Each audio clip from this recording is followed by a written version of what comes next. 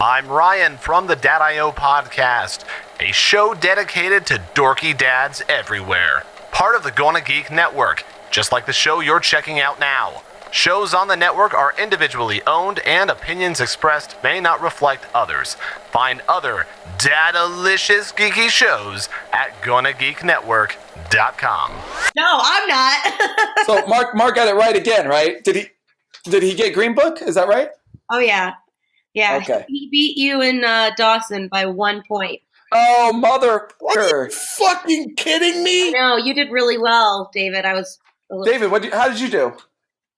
Apparently one below fucking Mark Atkinson. Oh, ouch. Wow. Oh, Let me give you the basics. So, Ryan, just as an I'm the FYI. redheaded stepchild of the group. I did change my predictions, but I didn't send it to you, Allie. But I'm sorry. Right. Me too. I sent it to what's his name, Randy. So I guess so here's what I did. I also changed mine. I did far better in the second. Yeah. You probably actually might have beaten Mark. I got 16 out of 24. Oh, damn it, Ryan. That's really good. I wish we had all resubmitted them. But basically what I did is I went off of the ones that we used for our original podcast since not all of us redid them. No, I understand. That's no problem. But good on you. Yeah, I just didn't have time to go back over it again.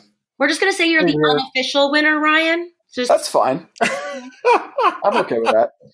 You're the... He's the conditional winner. It's the asterisk, like in baseball. He's the Brokeback Mountain of the group, you know? and that can be the crash.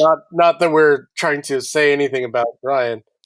Mark's crash? No, I didn't mean it. I meant in film quality. You know what? Oh, okay, in film quality. Okay. All right, let's get this podcast off the ground. Hold on. Here we go.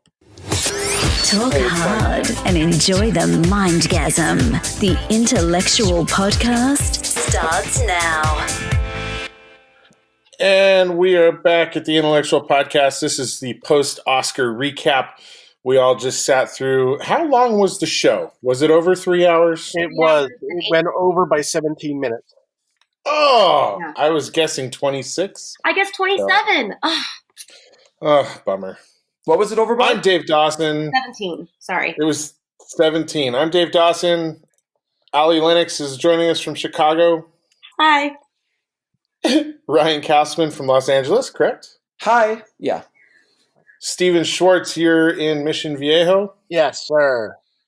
And I'm in Miami.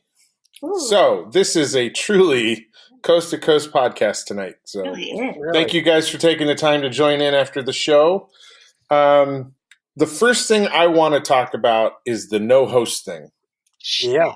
Because I loved it. Yeah. Yeah, it went really smooth.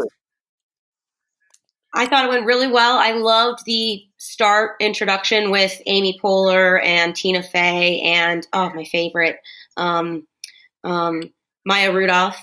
But yeah, I think it cut down like at least 15 minutes. Yeah, I agree.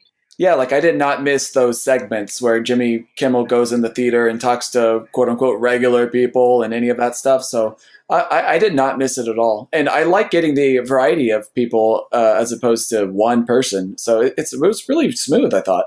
Yeah, I was numbers.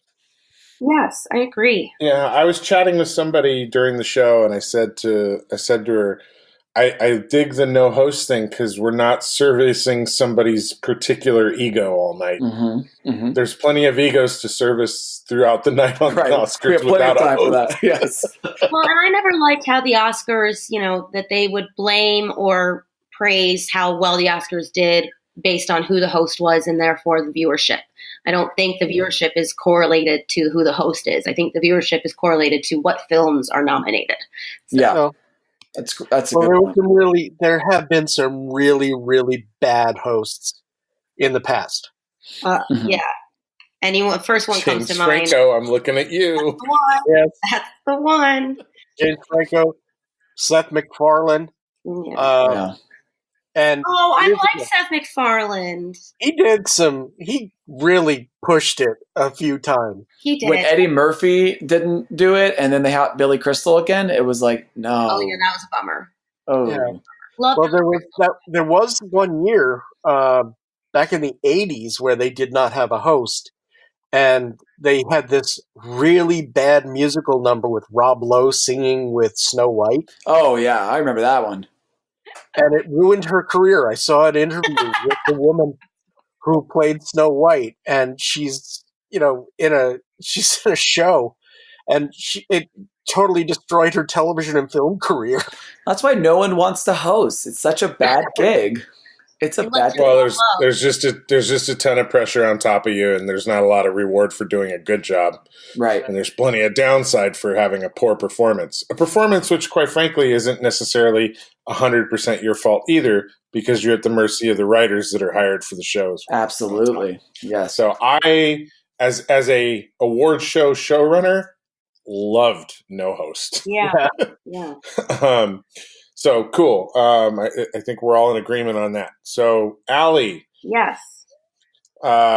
You're the keeper of the ballots. You're the woman who drives this Oscar ship.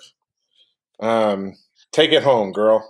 So I have some extremely disappointing news. I was driving and I lost all the ballots, so it's a wash. No one won. Wow. No, that's not. Wow. Allie, are you a little bit bitter? I'm extremely bitter. I'm really bitter. Yeah. Next time I don't do well on my ballot, I'm going to pretend to throw it away too. Yeah. I even made a statement earlier tonight that all I wanted to do was beat Mark. You did make that statement. The biggest mistake.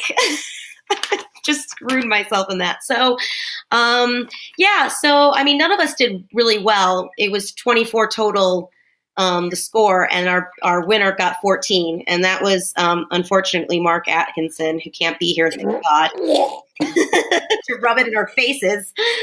But that means I batted over 500 though, right? Yes, you did. You batted just yes. And that was his goal. Yes, that is right. That was my goal. My goal was to bat 500 tonight. Yeah. You and Ryan tied for second, and then me and Steve came up short with 11. So, oof. Yeah. I'm really surprised at that. Actually, I think it's because I dig the superhero movies so much. Right? That's what put me over. Yeah, I mean, when I saw those Black Panther wins, it really felt like, man, whoever's collecting these wins, they're going to do very well in their Oscar predictions.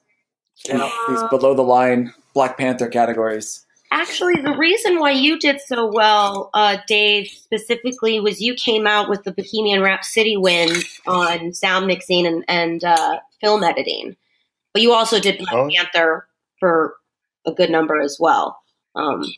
No, I'm just going to say it because I want it on the podcast. I did change my predictions and send it to Mr. Randy Davidson.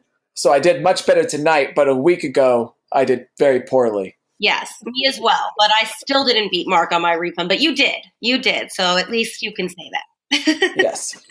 I just want it on the record that I probably beat Mark Atkinson, even though I haven't seen his ballot. But I think I did better at the ballot than I did at work. I don't know what the results are, and they probably going to throw away my ballot because I don't work there anymore.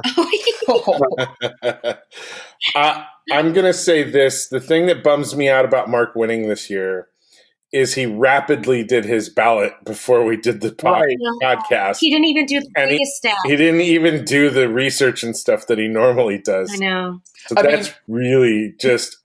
that's so unsettling. I think what helped him is that he knows Pete Farrelly now. Yeah.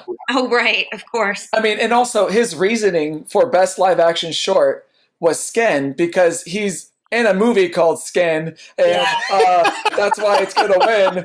And I'm like, what? And then it wins, and I'm rolling my eyes.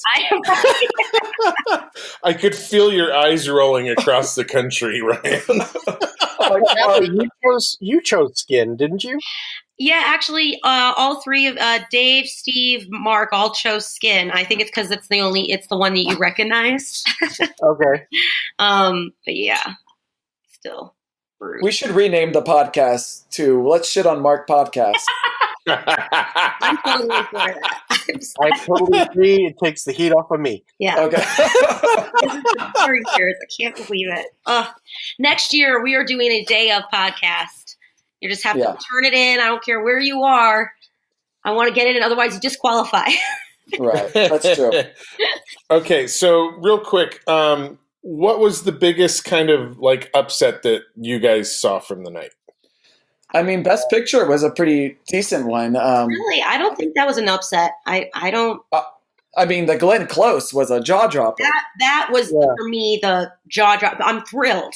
Thrilled Olivia Colman won. Right. But she showed total class when she bowed to Glenn Close. And funny. And hilarious. Freaking hilarious. I heard her on David Tennant's podcast, and she is freaking amazing. Mm-hmm.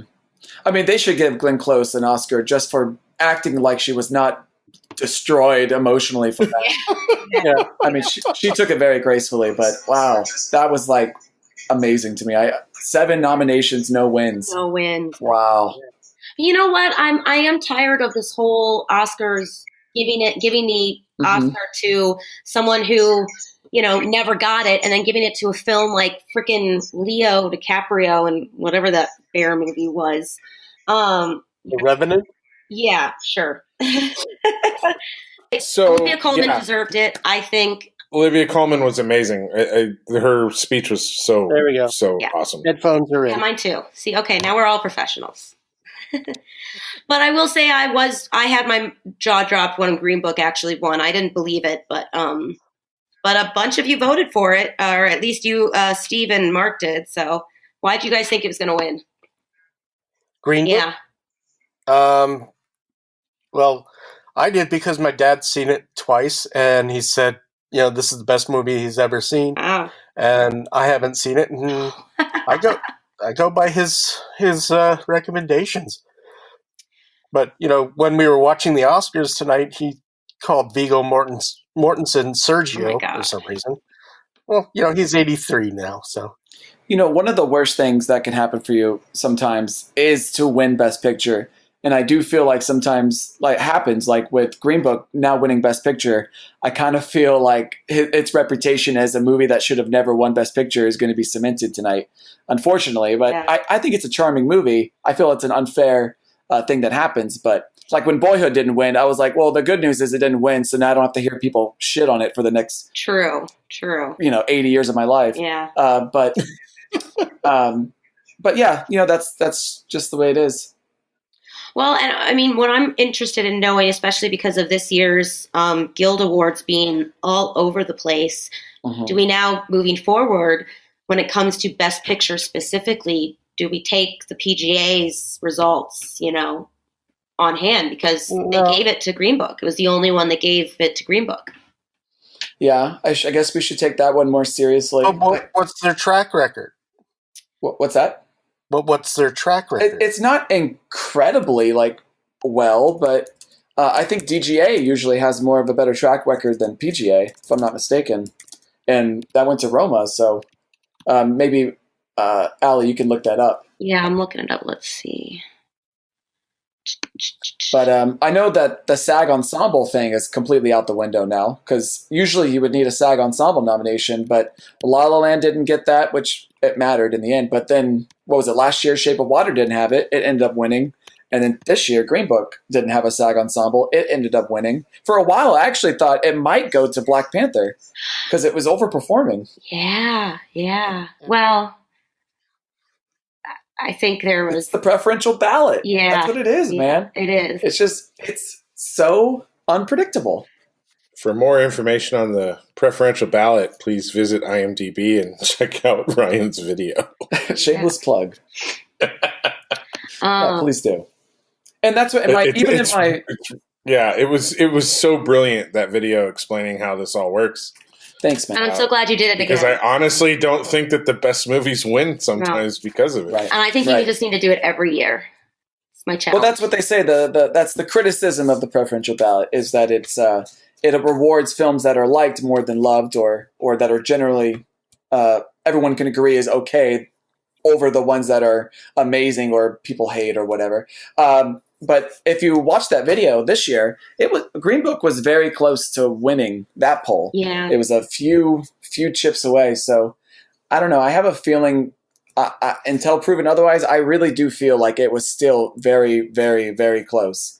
I would love to see the results. We'll never see them. I know. But I would love to see how close it was, because I bet you it was so close. Yeah. And also, to go off of that, I do think that we can now officially say that there is a trend in the last 10 years, at least, more often than not, they split the best director, best picture. Mm-hmm. I guess it's their way of awarding 2 films instead of 1, I guess. Exactly. I'm not sure what that is, but it never used to be that way. No. It was always matching up. Yeah. But it's happened. Do you think that's become a conscious decision on Academy voters, or? I don't know. The thing is that I guess there's some strategy that some of them go into the, and vote with, but I don't know. I think it's just luck of the draw, and I don't know. Or maybe it's because of the preferential ballot that this is what's happening. Because how long has the preferential ballot been going on? Since 2008. Okay. So the last 10 years. Yeah, there you go. Right. That's about the time that it stopped becoming a constant. Yeah. Yeah. The Academy loves foreign directors as well lately. They really love their foreign directors, and it doesn't particularly mean, I guess, that they love the movie, but they want to reward the most. I think it usually goes to the most technically achieved film nowadays. So if you look back, you see Shape of Water, technical achievement. You look back, you see Gravity, technical achievement. La La Land, they feel that was a technical achievement. But they don't particularly mean that's the best film. Right. They just want to reward the best technical achievement. Whereas the best director, I feel like they're going for more the best art, auteur artistic film. Right. I don't know. I just feel like I need to embrace my Spanish roots and take my grandfather's name and go forward as director David Fronteras. Oh, there Not a bad plan. I mean, it's gone to Mexican directors the last 4 out of 5 years, so that would increase your odds for sure. Yes, breach that wall. There were 3 standout moments of the night for me. They have nothing to do with the actual awards themselves, but I'm just gonna bunnies. Oh my god! Yes, yes. Melissa McCarthy. Everything. That bunny outfit was amazing, and the little puppet and everything. Oh, I couldn't believe it. Yes. That was so much fabulous. Fun. That was great. Bao. Yeah. So I'm sitting in a ballroom full of people, right? And I'm working, and the clip comes on for that movie, and I literally started crying at my tech table. Mike Peterson's standing next to me. And I'm like, this movie, man, it's like 10 seconds and I'm crying. Think of my mom. Oh. Yeah, it's a beautiful story. It is. Yeah. But like that for me, Ryan, I think you were the one who posted in the message group when Olivia Colman won. This is why you like watching the Oscars, right? But that gut reaction I had to the Bao clip is why I want to be a filmmaker. Right. Yeah. Right? Because it's an art form that can just punch you right in the heart. Absolutely. Yeah.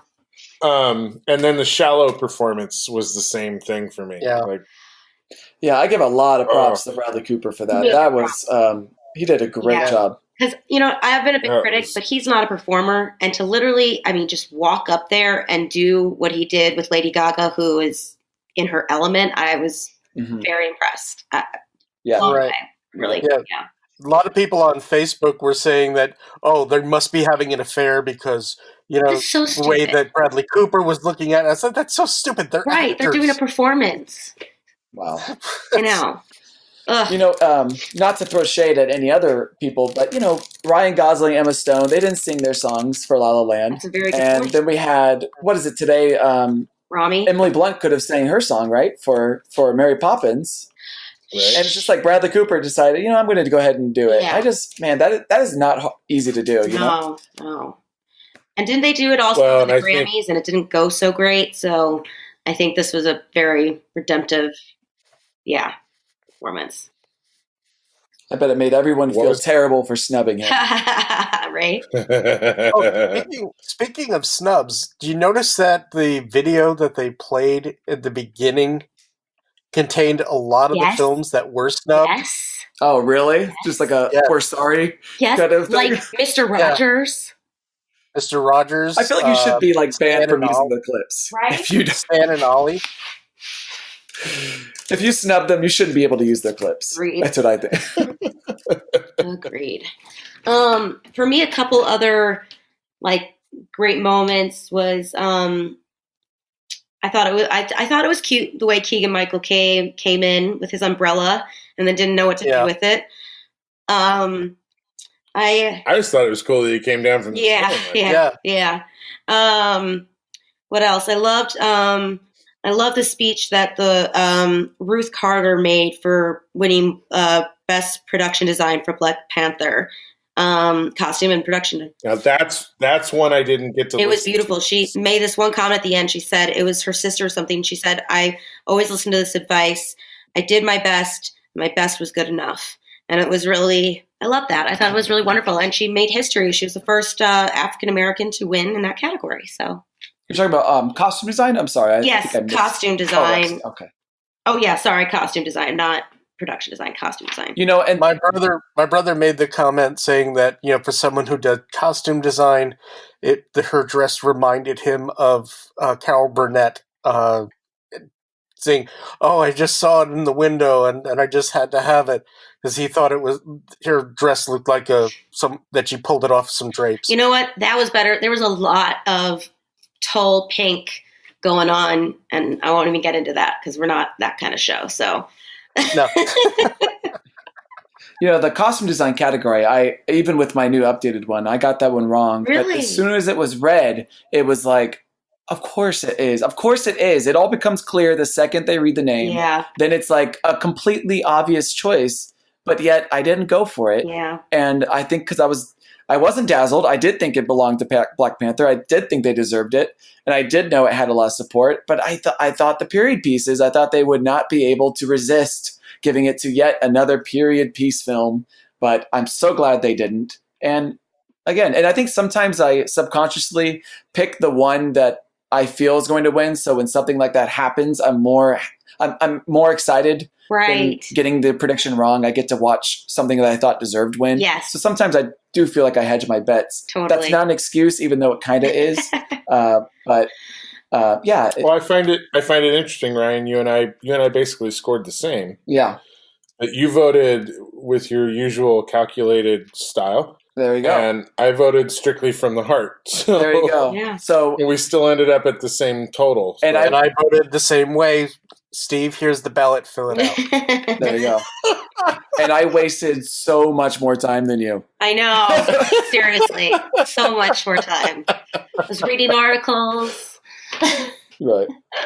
That's interesting that you said that, though, Ryan, because that's how I felt with best sound editing and sound mixing. It was so obvious. I was like, of course, Bohemian Rhapsody is going to sweep these. I don't know why I went with Black Panther, I think, on those. So a few that I changed. I changed sound mixing. I was able to get sound mixing. I missed sound editing. I still put First Man. I was just kind of splitting it to see maybe one would get awarded or whatever. I was able to change documentary to free solo, which I'm happy about. Yeah, me too. And then I changed it to period end of sentence because I saw how much they're promoting it here in LA. Oh, good on you. They were like blasting it everywhere. Really? But the ones I got wrong, again, costume design. I got score wrong. Really? Which I'm kicking myself for. Wait, you did not pick Shallow? No, I'm sorry. Oh, original score. Oh, okay, sorry. Yes. Score. Right. And again, I got picture wrong. And I'm saying this to be honest. I haven't got best picture right in probably 6 years or so. No, me neither. Really? I'm not kidding. Yeah. I thought it was La La Land. I thought at the last minute, okay, it's probably The Revenant. What else was there? I mean, every single year I've just been missing out. Last year I ended up jumping off the cliff with 3 billboards. Yep. It's just been a disaster for me for Best Picture. Wait a minute. Jumping off the cliff, do you mean you got it right? Or Oh, I got it wrong. I mean, it was Shape of Water, but I said it's going to Oh, that's right. It was Shape of Water. I had 3 billboards last year. Yeah. Me too. So I don't remember the last time I predicted correctly on the Best Picture. But I had a feeling that I really did in my stomach feel like it can't be Roma. It probably can't be Roma. Well, especially once it won foreign language film, I couldn't get my head around the idea that they give him both Best Picture and Best Foreign Language. It just feels well, and that was the discussion we had on the podcast a couple weeks ago. Why I didn't think it could win Best Picture. Could you repeat a little bit what you said? Because I can't remember. It was just along the lines of of course it's going to win Best Foreign Language. It's the only foreign language film nominated for Best Picture. Mm-hmm. So knowing it's going to win Best Foreign Language film, I think put it in the hole for actually winning Best Picture. Whereas I thought it's going to win Best Picture, so it can't win Best Foreign Film. Oh, you went the opposite way. Yes, I was wrong. The Best Picture thing with Roma too is the Netflix factor. Yeah. The idea. Yeah, that's the other thing. That the idea that a foreign film has never won Best Picture before. Yeah. There are knocks against it. The fact that it didn't win PGA, all these things, and I don't know. I got the feeling it wasn't that. So that's why I kind of went with Black Klansman, because I thought, what is going to be the one that everyone's going to and due to the preferential ballot, what is going to be the one that is going to be most agreed upon? But it wasn't that. It was Green Book, which is not shocking to me. It really isn't, but I just picked the wrong one. Speaking of the Netflix thing, did you guys notice the ad for Scorsese's film? That was that during the commercial break? Did they show the ad? Yes. For the film coming out this fall. The Irishman? The Irishman. In theaters and Netflix it said. Oh, I'm dying to see that. Well, FYI, that means in theaters, not including AMC and Netflix. Also, I was amazed that Joe Pesci came out of retirement. Oh my God, Joe Pesci's going to be in this? Yes. My cousin Vinny. Yeah. I love him. Oh my God. Legendary. Legendary. I can quote that movie. Oh my God. I always wanted to stomp my foot and be like, my biological clock is ticking. Anyways. Ticking like this. I love that. Personally, Pesci in the Lethal Weapon films saying they fuck you at the drive-thru. They fuck you because they know you'll be miles away before you realize you've been fucked. That for me is one of the all-time greatest monologues. I love that monologue. I also I thought he was surprisingly really good. If you ever saw him with honors, I never saw that one. Was that where he goes to school or something? Or well, he's a homeless man, and he stole what's his name? Mummy, and doesn't work anymore. Brendan Fraser. Brendan Fraser. Yeah, he stole his master's thesis. Oh, no. Is it sad that I got it off of Doesn't Work Much Anymore? That's kind of yeah. Yeah, that's really sad. Brendan Fraser. That's talented. Actors that don't work much anymore. Yeah. I did see him in an ad for like a new TV series or something the other day. Okay. So good for Brendan Fraser. Yeah, I know, seriously. So here's my question for Steve and Ryan. Why did you guys pick Rami Malek for Best Actor, which he won? Mm-hmm. What made you go for him? Well, a little bit what we're talking about, right? About the idea that they wanted to award Freddie Mercury, and they did not want to award Dick Cheney. And he won SAG. He won the SAG Best Actor. And usually there's an interesting thing is that based off of kind of previous history, it feels like for an actress, they give it to you when you're young, and when you're an actor, they give it to you when you're older. But they just went ahead and gave it to him, and he's so young, and it's very interesting how that happened. Like, he's the young ingenue this year. You know, not Emma Stone for La La Land, not Jennifer Lawrence for Silver Lining. That's true. And the one they usually give it to, I don't know. And then Glenn Close lost today, so they didn't care about that. Yeah. But and he's been, I feel like, a Hollywood favorite since he first came onto the scene. Right. He's the belle of the ball, I guess. Well, my reasoning was the same reason why I thought Jamie Foxx deserved it and got it for Ray. Mm-hmm. He did an iconic musician and pulled it off. Mm-hmm.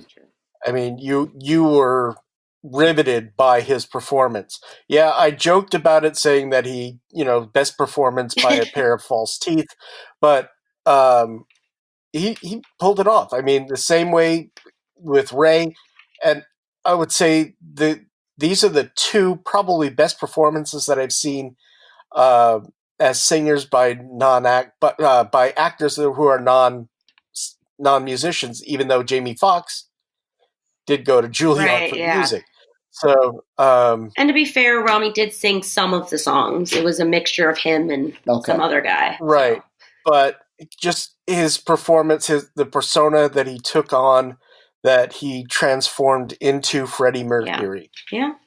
That it was. So what you're saying is we get to look forward to Taron Egerton winning Best Actor this time next. Probably for Rocket Man. Yeah. Oh, I'm really excited. I feel like. And that's a perfect segue to why Mark isn't with us tonight. Mark is Mark is miraculously playing security at Elton John's post-Oscar party tonight. Oh, that's cool. That's like. So I think in that spirit, since Mark is off playing around with Elton John, I think his ballot is forfeited altogether. He didn't make it to the recap. Yeah. So congratulations to Ryan and me for tying for winning. Yay! Yay! Yes, the title of this podcast is. But guys, thank you again for joining me for the Oscar predictions this year, and especially for sitting down and having a recap discussion tonight. I'm so far away. I'm all the way across the country, and I'm without my friends, but I'm still with my friends because I got you guys here with me tonight. So that's awesome. I'm glad we were all able to do this. This was really great. Yeah. Yeah. We'll have to do it again next year, year 5, right, Allie? Lucky number 5, maybe. So thank you guys so much. I got to get to bed because I got work in just a few hours, and I got nowhere else to go. So, Ryan, thank you. Allie, thank you. Steve, thank you. And to our listeners of the Intellectual Podcast, thank you so much for your continued patronage. We appreciate you very, very much. We hope that you check out more incredible podcasts at the Gonna Geek Network, of which we are a proud part, at gonnageek.com. Until next time, this is Dave Dawson with the Intellectuals for the Oscar recap. Hello there, citizens. I am the terror that flaps in the night. I am the floaty that will not flush no matter how many times you try in the toilet bowl of crime. I am Darkwing Duck, telling you please, talk hard and enjoy the mindgasm. Whatever the heck that means. After all, you are watching Intellectual Podcast with your ears.